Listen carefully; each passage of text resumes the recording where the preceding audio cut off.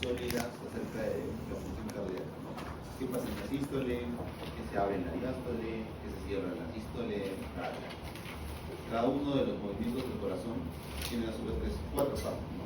Tenemos una aorelosístole, una telesístole, una mesosístole, una protosístole, etc. Si te dan la ubicación del soplo, pues ya te están dando bastante información acerca de cuál es la patología. Además, muy importante, la mayor parte de las valvulopatías cardíacas se concentran en el corazón izquierdo, es decir, están afectadas la válvula mitral o la válvula aórtica. También puede ser que ambas.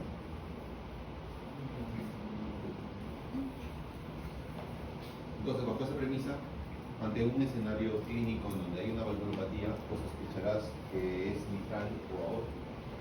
Si tuvieras que pasar visita a un servicio, esperarías que sean mitrales o aórticos. Si tuvieras que responder las preguntas del examen, te enfocarías en mitrales o aórticos. Así vas a tener un 90% de probabilidades de acertar.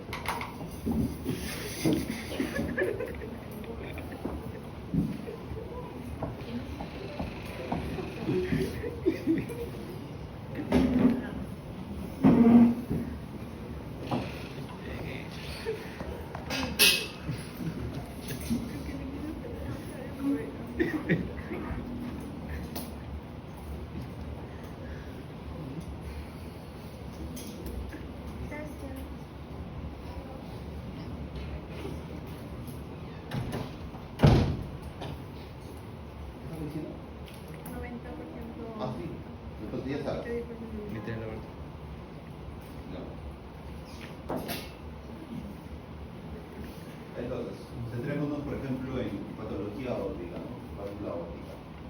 Podemos encontrar la información de esa forma, ¿no? Tan solo con la edad. Con la edad, la válvula aórtica va sufriendo lo que se denomina como degeneración calcificante de la válvula aórtica. Es básicamente un proceso de calcificación distrófica continua y temporal que aparece en la válvula aórtica. Como saben, es un tejido fibrocolágeno que puede sufrir calcificación. La válvula aórtica se contrae millones de veces, así que es evidente que en un tejido móvil puede haber degradación de la matriz extracelular. Esto hace que conforme un humano envejezca sea mayor la probabilidad de encontrar calcificaciones. Tanto es así que a partir de los 95 años es posible que el 100% de los humanos tengamos algún grado de calcificación de la válvula aórtica. Entonces, si comparamos a un señor de 46 o 50 años con un abuelo de 98 años, ya sabemos quién puede tener mayor posibilidad de tener una válvula aórtica calcificada. Las válvulas aórticas calcificadas pueden sufrir una estenosis o insuficiencia. Lo más frecuente es que sea una estenosis aórtica. Pero si la patología aórtica ocurre en un paciente joven, esperamos que sea una insuficiencia aórtica, porque la malformación más frecuente de encontrar en esta válvula es la valva aórtica tricúspide. Normalmente tienen 3 valvas, en este caso tienen 2. Entonces la coaptación de esas valvas no es adecuada, generando una insuficiencia aórtica. Valvulopatía aórtica. Edad, mayores, estenosis. Jóvenes, insuficiencia. Jóvenes, aorta bicúspide. Abuelos, calcificación. Otras causas de patología aórtica en pacientes jóvenes son la cardiopatía reumática, de especial relevancia en nuestro medio.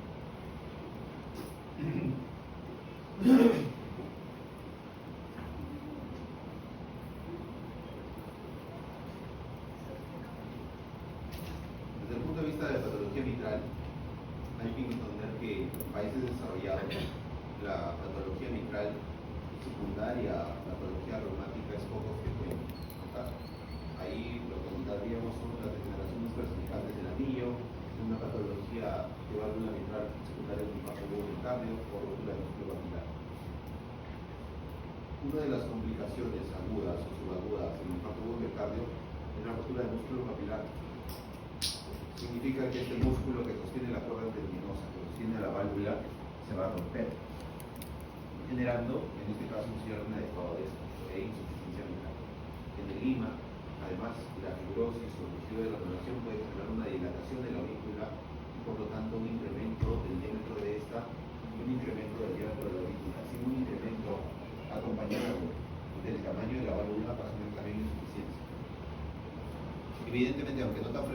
la clasificación misma del anillo valvular mitral también es otra causa de patología mitral. Pero en nuestro medio, en Latinoamérica, la patología reumática es la más frecuente, está asociada a patología mitral. Una estenosis mitral o insuficiencia mitral en nuestro país está explicada por patología reumática la mayoría de las veces.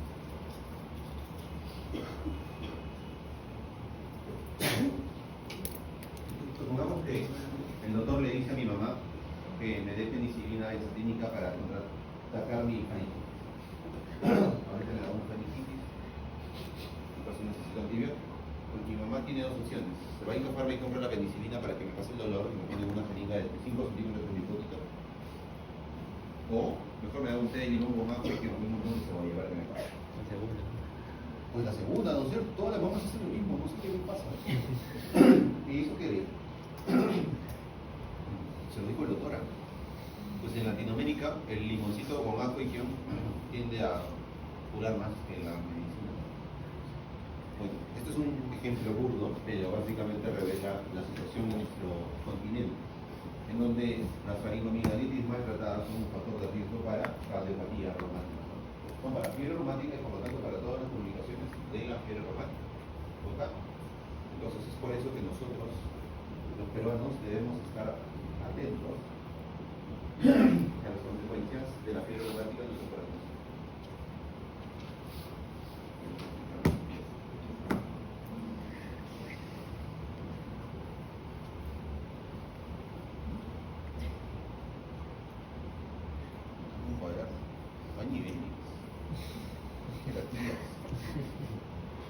Muy bien. También es importante que sepamos reconocer que hay situaciones en donde la cardiopatía puede generar, en este caso la valvulopatía, puede generar cambios agudos y crónicos. La mayoría de las valvulopatías que cursan de forma aguda no van a darle tiempo al corazón ni al sistema circulatorio de compensar la función alterada. En cambio, cuando se está aguda de forma crónica, sí. Y los mismos cambios o la misma remodelación cardíaca se orientan acerca de qué valvulopatía. Por ejemplo, si hay una insuficiencia aórtica aguda secundaria a una a vegetaciones valvulares aórticas o fiebre reumática, pues el paciente va a tener síntomas agudos. Pero si es crónica, la estenosis, por ejemplo, en un paciente abuelo, puede ser el miocardio se va a remodelar. Si hay una estenosis de la válvula aórtica crónica, el miocardio tiene que bombear más, y un miocardio que bombea más se hipertrofia. Es por eso que los pacientes con estenosis aórtica de larga data tienen una miocardiopatía hipertrófica con remodelación e hipertrofia del ventrículo izquierdo. Una insuficiencia mitral de larga data generaría una remodelación de la aurícula, generando una cardiomegalia a predominio izquierdo.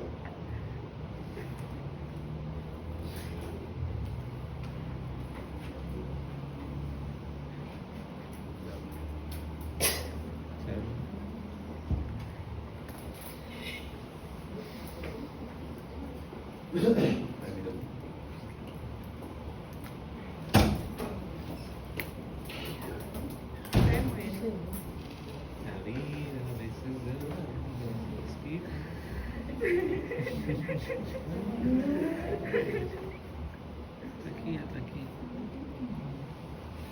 Predominio izquierdo. Ya no quiero.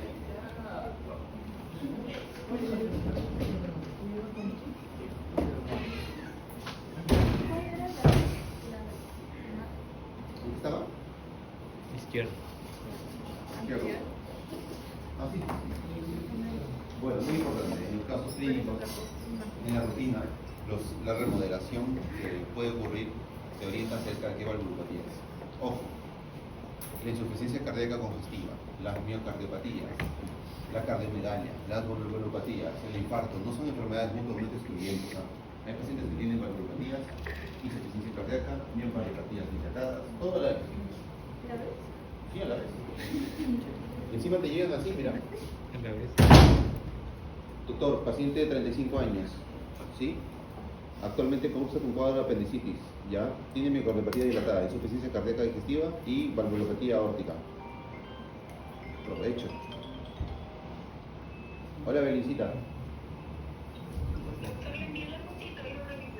Ya, permíteme, ahorita te digo, dame 10 segunditos. Sí, sería la inmuno. A ver, acá sería adiós.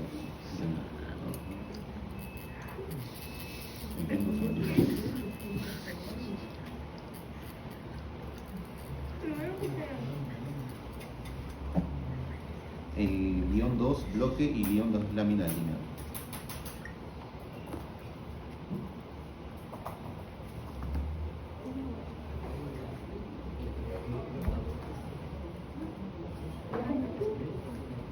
Ya, listo. Le di instrucciones a Belicita para que envíe el guión 2.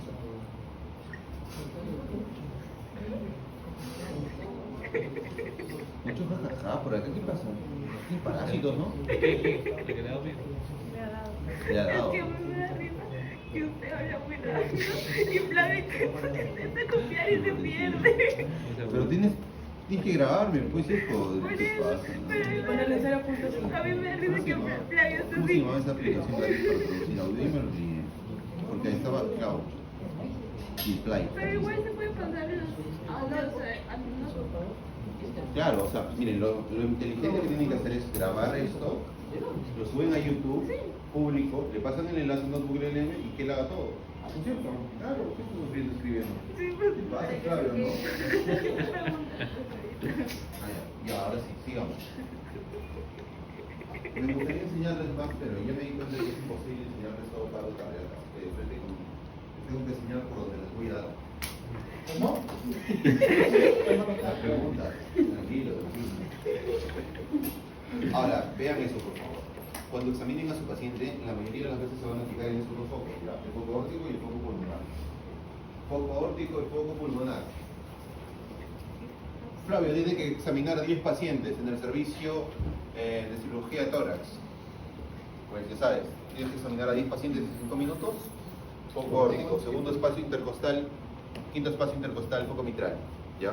Como la mayoría de patologías cardíacas se concentra en la aórtica o en la mitral, tienes que examinar esos dos. Una patología aórtica hará un soplo aórtico y una patología mitral, foco mitral. Del foco aórtico se puede irradiar al cuello y del mitral a la axila. Un soplo es un sonido anormal generado por las turbulencias de la sangre en las válvulas. Las válvulas suenan, ¿no? Eso es lo normal.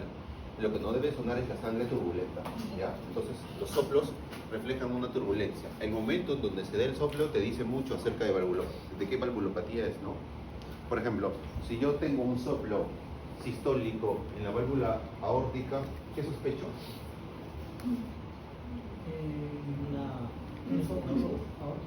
De estenosis aórtica, ¿no? Algo tiene que estar limitando la salida de sangre. Si tengo un soplo sistólico en la válvula mitral, ¿en qué sospecho? Si en la sístole hay un soplo acá, insuficiencia, claro. Durante la sístole, la válvula mitral tiene que estar cerrada. Si está insuficiente, pues está viendo lo que significa, lo que se dice una elevación en paraguas de las válvulas de la válvula mitral y por lo tanto la presencia de flujo turbulento. ¿Ok? Entonces, cuando hay un soplo sistólico, pueden estar alteradas las 4 válvulas. Cuando hay un soplo diastólico también. Significa que si el soplo es sistólico, puede haber problemas aquí, aquí, aquí o aquí. Los problemas generalmente son contrarios a su función. Soplo sistólico tricuspidio significa insuficiencia tricuspidia, porque durante la sístole tiene que cerrarse. Soplo sistólico pulmonar, ¿qué significa insuficiencia pulmonar? ¿No? No, estenosis.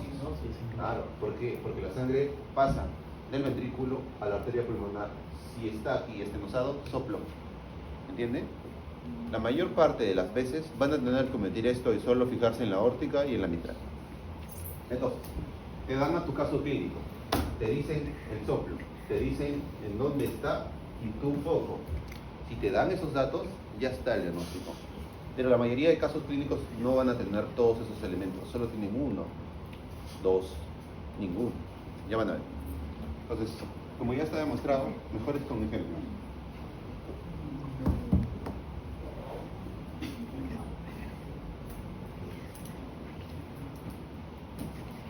Este dibujo hecho por el mismo Da Vinci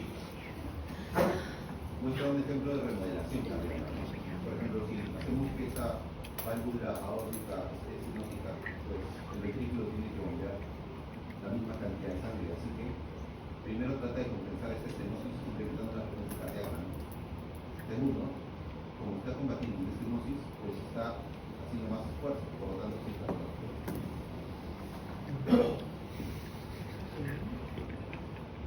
Primer caso, 80 añitos, síncope, angina, disnea, baja de presión, tos, soplo en foco óptico, diagnóstico. ¿Cuáles de estos parámetros es el más importante para llevar llevado el diagnóstico? ¿La edad? La edad, muy bien, ¿qué más? El síncope. Angina. Muy bien. Soplo. El soplo. Focor. El parámetro más importante que te permite resolver este caso clínico en menos de un segundo es la edad. 80. Un hombre de 80 años, piensas en patología izquierda, ¿cuál? Aórtica. Si quieres comprobarlo en los siguientes segundos, pues te pones a razonar. ¿Por qué se está desmayando? Porque no hay suficiente paso de sangre. ¿A dónde? Disnea.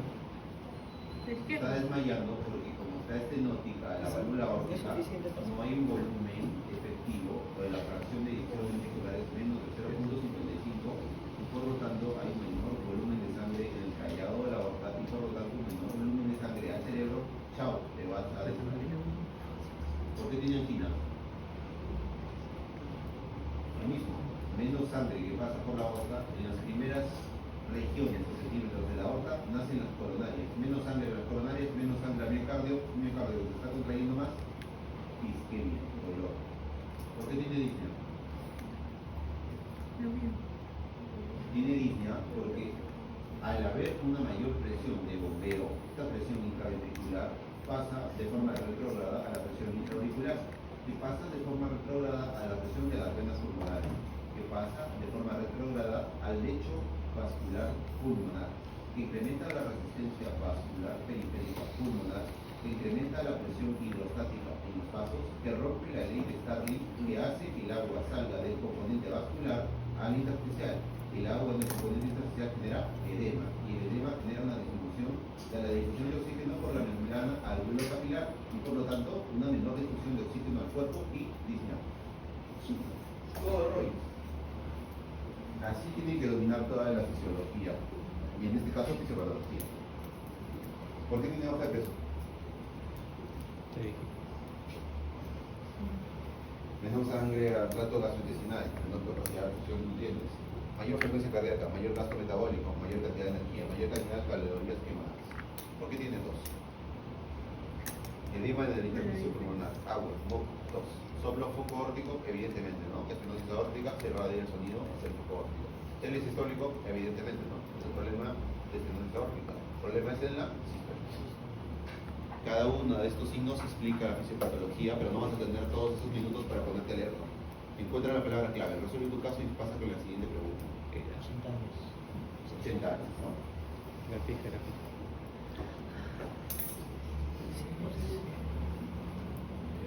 Segundo caso, Mijail, 22 añitos, fatiga, sueño, perdón, Juan Carlos. 22 años, fatiga, sueño, tos, soplo y mesosístole. Mitral. Insuficiencia de cuerpo.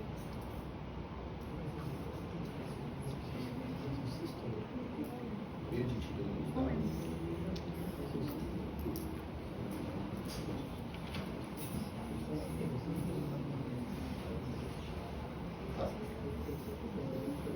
Sí, claro.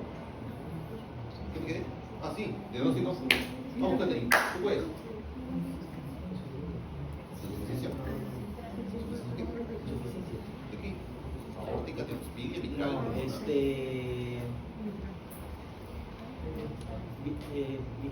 Microspidia. O sea que literalmente todo lo que les he enseñado en los últimos 10 minutos se lo han pasado porque sabe dónde. A ver, razonemos así como les enseñé, ¿ya? Todos escúchenme, tranquilas, no pulsiones. Primero, tenemos un caso clínico. ¿Qué les dije? ¿La patología más frecuente dónde va a estar? Muy bien, en la aórtica o en la pulmonar. Entonces ya sabemos que una de las dos es. Segundo, el soplo es el sístole. ¿Quién está fallando? Puede ser una insuficiencia mitral, porque el soplo es un sístole, o puede ser una estenosis aórtica. El paciente tiene 22 años, ¿tendría una estenosis aórtica? No. ¿Qué le queda? Muy bien. ¿Qué causa insuficiencia mitral en pacientes jóvenes en su país? Cardiopatía reumática. Literalmente todo lo que les acabo de explicar.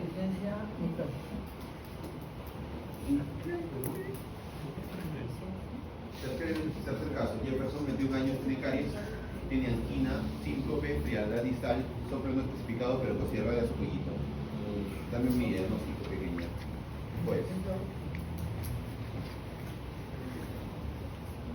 Hagan la misma posición. Tú también.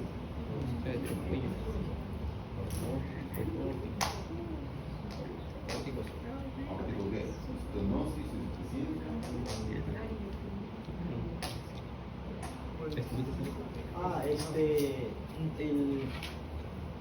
El aórtico. Óptico, ¿qué? Estenosis. No es aórtica, seguro que hay. Sí. ¿Por qué? Por la radiación. Pero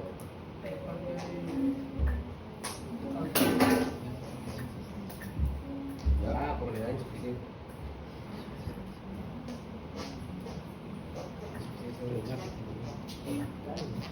Acabo de explicar. Insuficiencia. Diagnóstico, estenosis aórtica. ¿Por qué? Por la radiación al cuello. Porque se está desmayando. 5. No le está llegando sangre al cerebro. No está saliendo sangre al cerebro. Tiene una estenosis aórtica. El soplo es sistólico, seguro. ¿Dónde está? Foco aórtico, porque se irradió el cuello. Entonces tienes un joven con un problema aórtico y que se está desmayando. ¿Se desmayan en insuficiencia aórtica? No, claro que no. Se desmayan en la estenosis aórtica. Ahora la pregunta es, como dijo acá esta pequeña, pero el joven, ¿qué pasó? ¿Por qué está enferma su válvula aórtica si él es un paciente joven? ¿Puede ser por las caries? Muy bien. ¿Por qué? Las caries, porque Estoy haciendo cosquillas, ¿qué? porque en la caries puede pasar al corazón a través de las arterias. Puede viajar, claro, porque las caries pueden causarte una cardiopatía. ¿Cuál? Sí y no.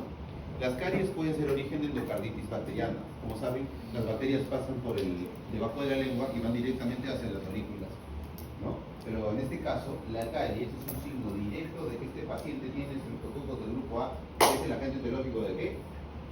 Fiebre Reumática. La fiebre reumática ataca por sobre todo a la válvula mitral, pero no solo a ella, también a la aórtica. Este paciente tiene una valvulopatía aórtica estenótica secundaria a cardiopatía reumática.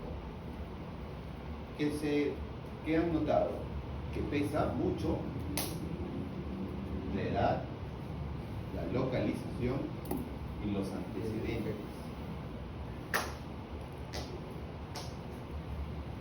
¿Sí o no? Vale. 35 años, pulso parvus y signo de museo positivo, diagnóstico. ¿Cómo es posible que una mujer tenga signos y síntomas que son de enfermedades completamente opuestas? El pulso tardus y parvus se observa en estenosis aórtica, pero el signo de museo se observa en insuficiencia aórtica. ¿Qué? ¿Es posible que un humano tenga estenosis y insuficiencia en la válvula a la vez?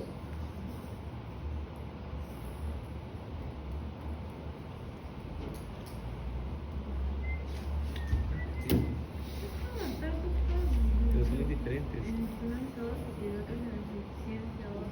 ¿Cuál es el tardo?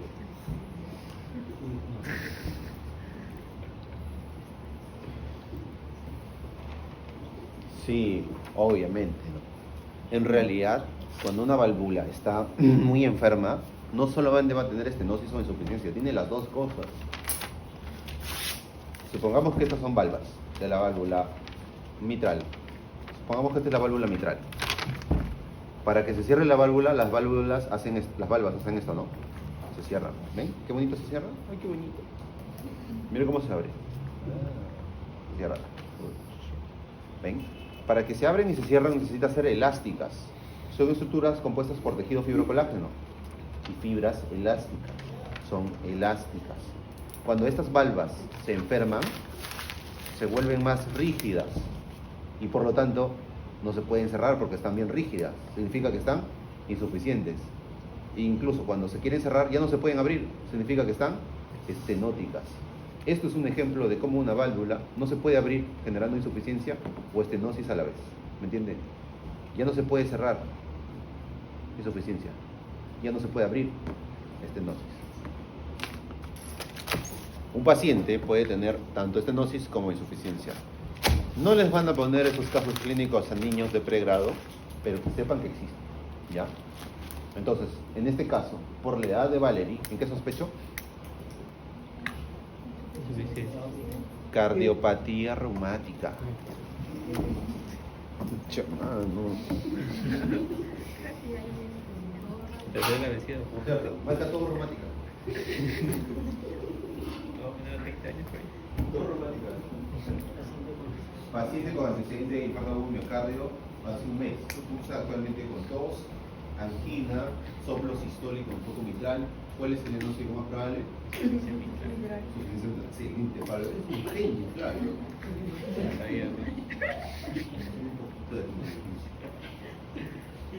Muy bien. ¿Qué pasó acá? ¿Cuál es la palabra clave para hacer el diagnóstico? IMA. ¿Por qué el IMA se vincula con insuficiencia mitral? ¿Cuál era una complicación del IMA? Ruptura del músculo papilar, ruptura de la cuerda tendinosa. ¿Qué genera eso? Insuficiencia mitral. Entonces, ahí la palabra clave es IMA, insuficiencia mitral. IMA, insuficiencia mitral. ¿Ya? El resto viene por añadidura. Pues si no se han dado cuenta, ya tenemos palabras clave, ¿no? Fiebre reumática, valvulopatía mitral. Edad, valvulopatía aórtica. Caries, cardiopatía reumática.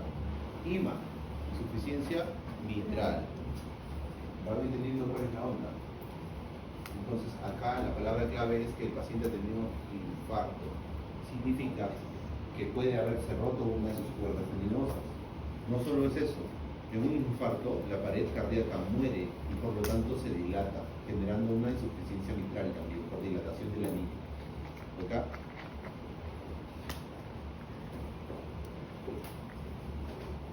Caso 6. Abuelito de 98 años que presenta un dolor torácico agudo en reposo y la ecocardio muestra válvulas normales. El diagnóstico gol estándar para la valvulopatía cardíaca es la ecocardiografía, sí. Pero la ecocardio del abuelo dice que está normal todo, sus válvulas. Encuentran sí cardiomegalia, porque tiene insuficiencia cardíaca congestiva. ¿Cuál es la causa del dolor torácico del abuelo? Si sus válvulas están normales. ¿Cómo? Dios sálvame. Dios sálvame. Ah, Dios sálvame, sí, es una buena duda, Dios.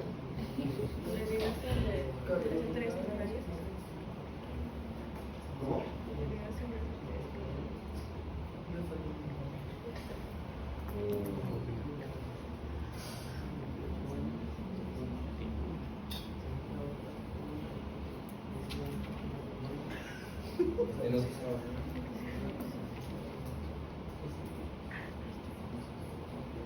La válvula está normal.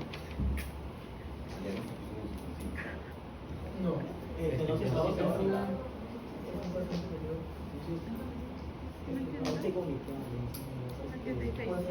De la cardiomegalia.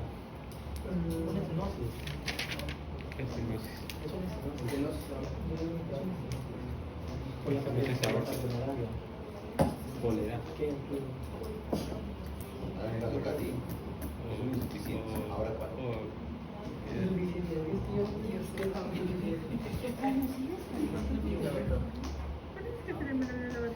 Si lo hicimos todo cargando ahorita. La tiene clase. Insuficiencia mitral, mis niños. ¿No es con el tiempo? Claro. Ahorita va a estar. Permítanme explicarles con un ejemplo gráfico. Que yo me voy a explicar muy bien, solamente que a veces la capacidad de procesamiento de algunos no es tan rápida, ¿no? Todo este salón es el ventrículo. Allá afuera está la aurícula y la puerta es la válvula. ¿Capich? ¿Válvula? ¿Válvula? Ahora, ¿qué pasa en una cardiomegalia? En una cardiomegalia toda esta aula, incluidos los soportes de la puerta, se ensanchan, pero la válvula no. Si todo esto crece y la puerta no, ¿qué pasa con la puerta? Yo veo más rígido. Está abierta. Insuficiente. ¿Quién entendió? No cierro.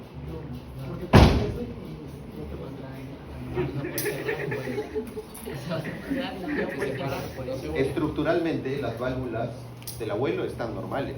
El problema es que todo su corazón está grandote. Con válvulas chiquitas y corazón grandote no tienes nada con qué cerrar. Pensando con el pensamiento.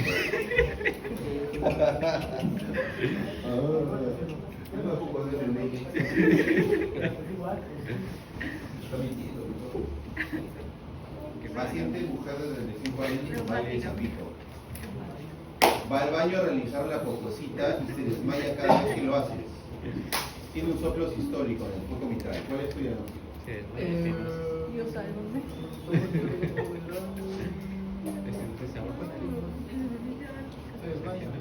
Si se desmaya.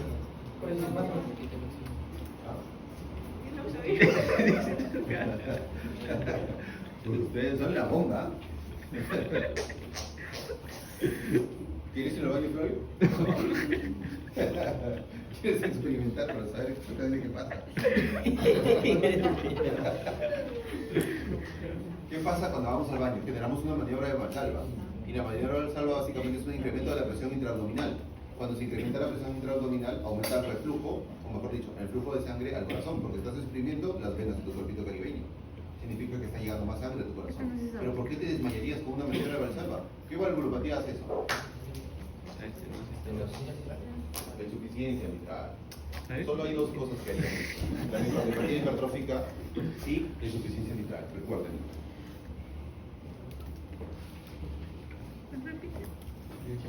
8.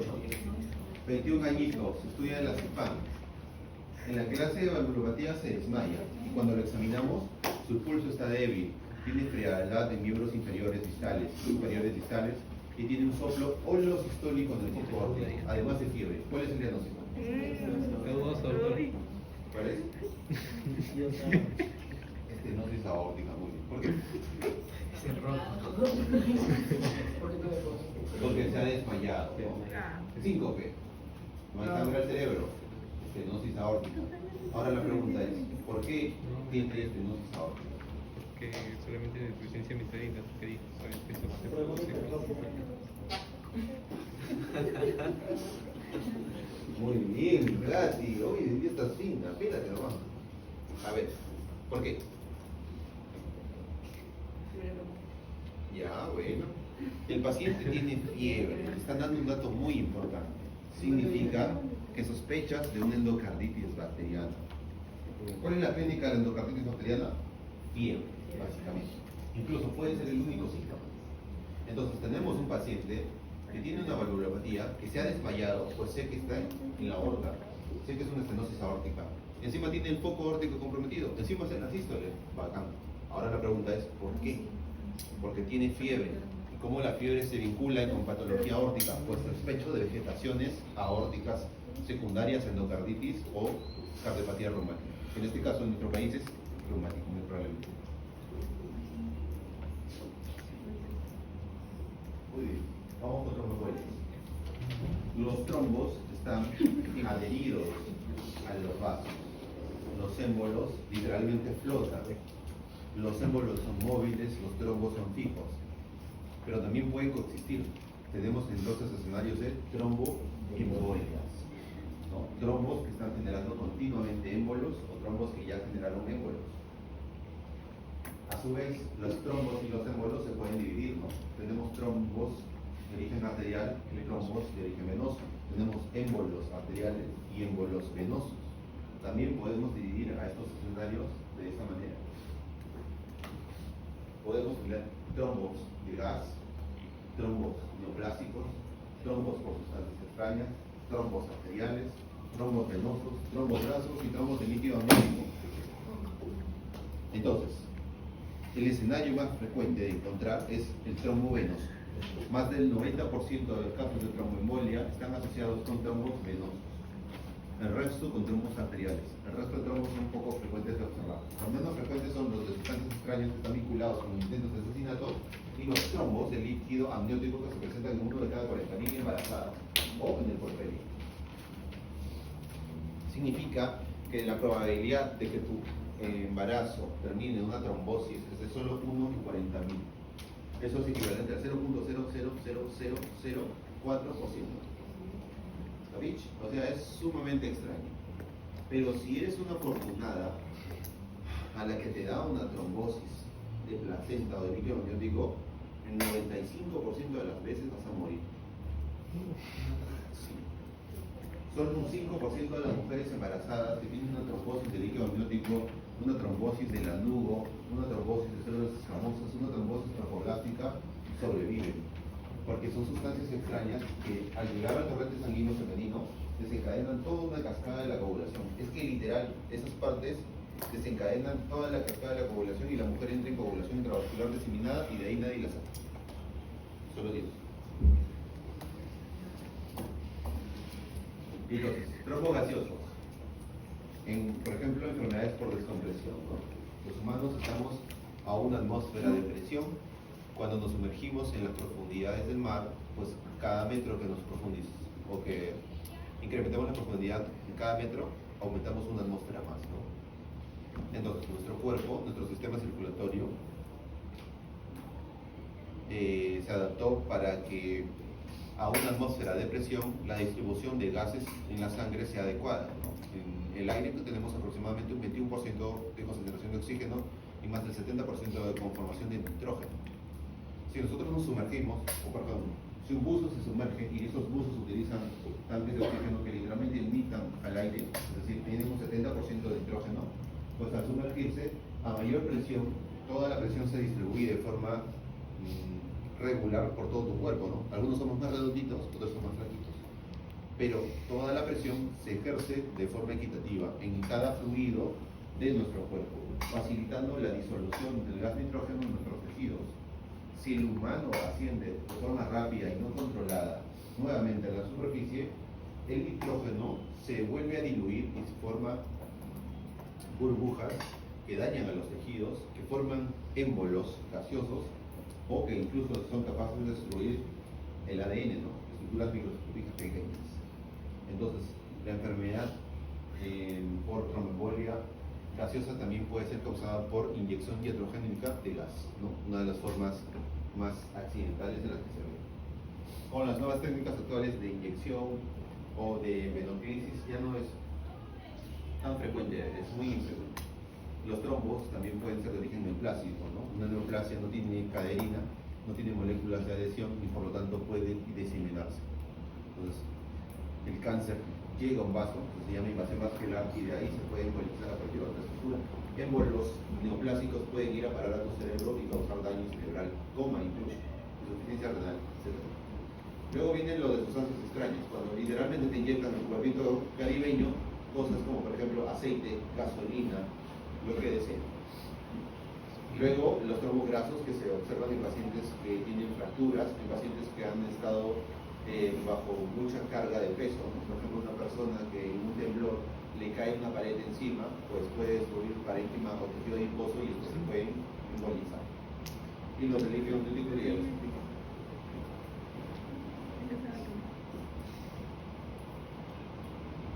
¿Dónde se pasa según? ¿Antiguo bombas?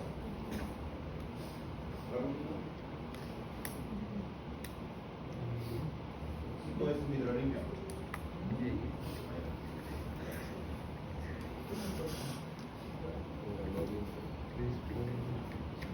Supongamos que yo quiero ciencias doctorales y me voy a que me hagan una cirugía de implante mamario. Así que se va muy emocionado por sus implantes.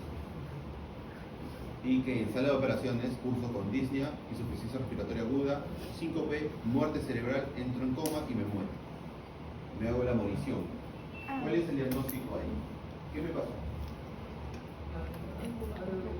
Gaseoso. ¿Cuál fue? Algo extraño, ¿qué me metieron? Sustancia extraña. ¿Sí te da bien? Sustancia extraña. Los implantes pectorales son implantes súper seguros. Venos. Me pido que me pongan implantes, no que me pongan el CTO. Venos. Diagnóstico, mi niño. Trombo. ¿Trombo qué? Venos. ¿Trombo qué? ¿Trombo?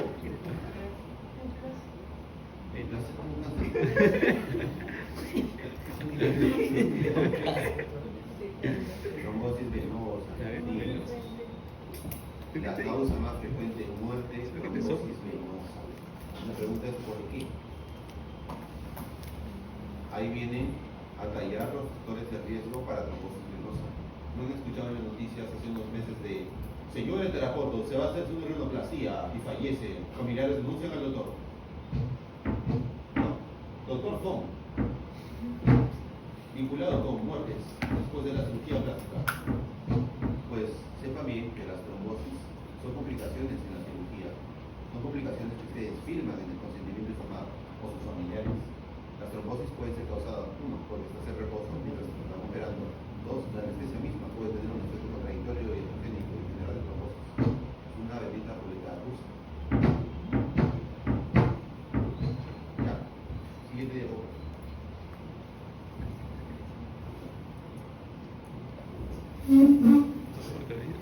No, pues, ¿qué más? No, tú al día.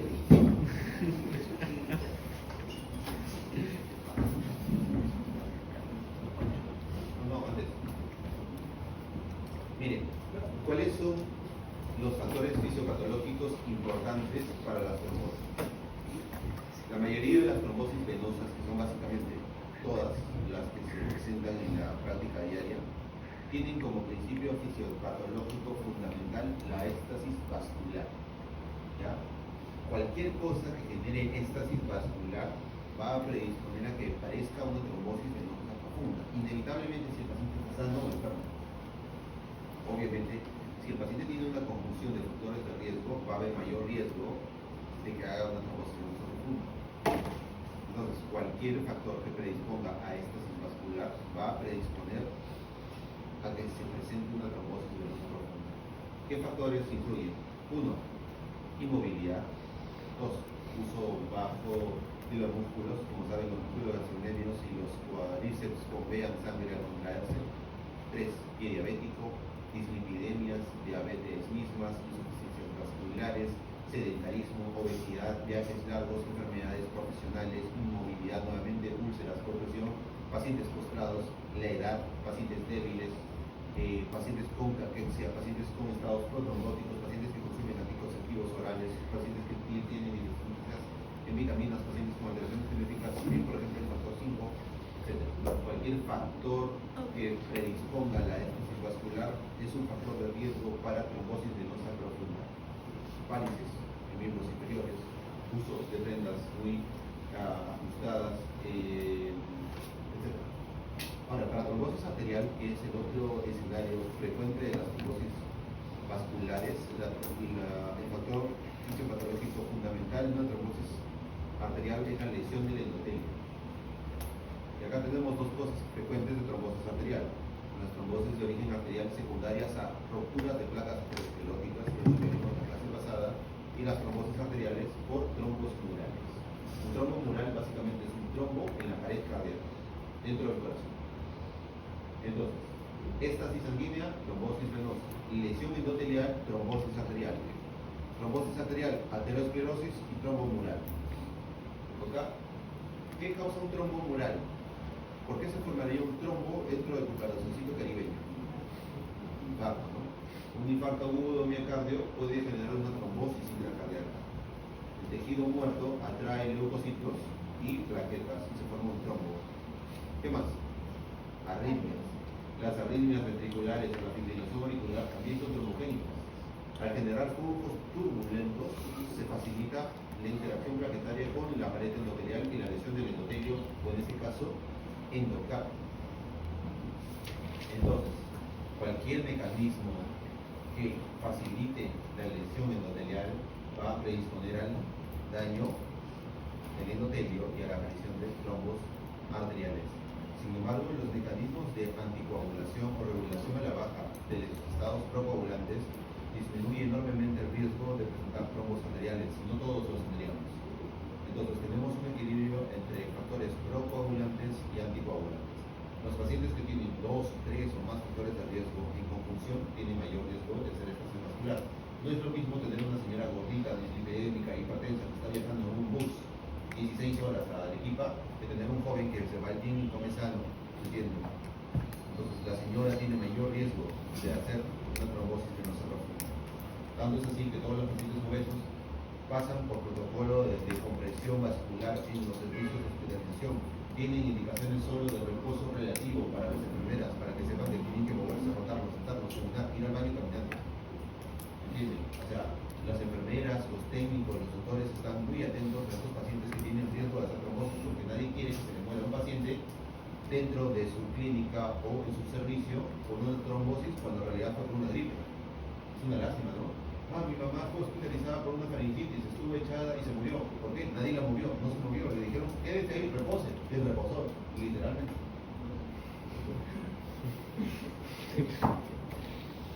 ¿Por qué se ríen? Sin gritis, hombre. Ya esto lo dije.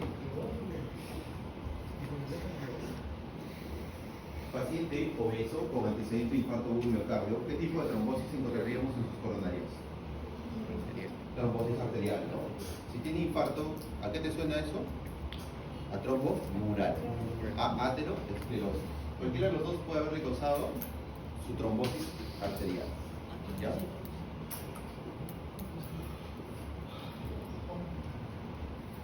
Paciente obeso con antecedente diabético, está en silla de ruedas, ¿qué tipo de trombosis afectaría a su riñoncito?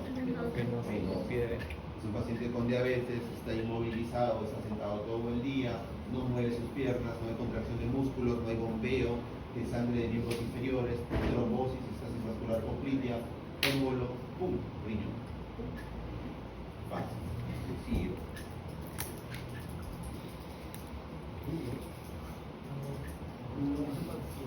Un piurano que trabaja en Paita, extrae cangrejos y conchas espóndilos, usa con dolor severo en la espalda baja, trombosis gaseosas originadas por gas, el HG, ¿no es cierto? Sí, el HG. ¿No saben lo que es el HG?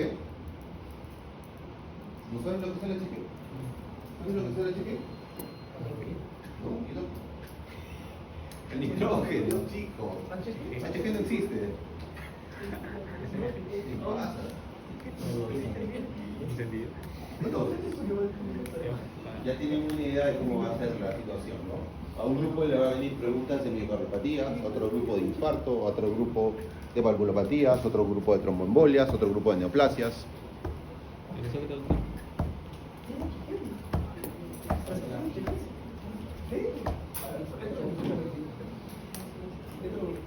¿Cuándo se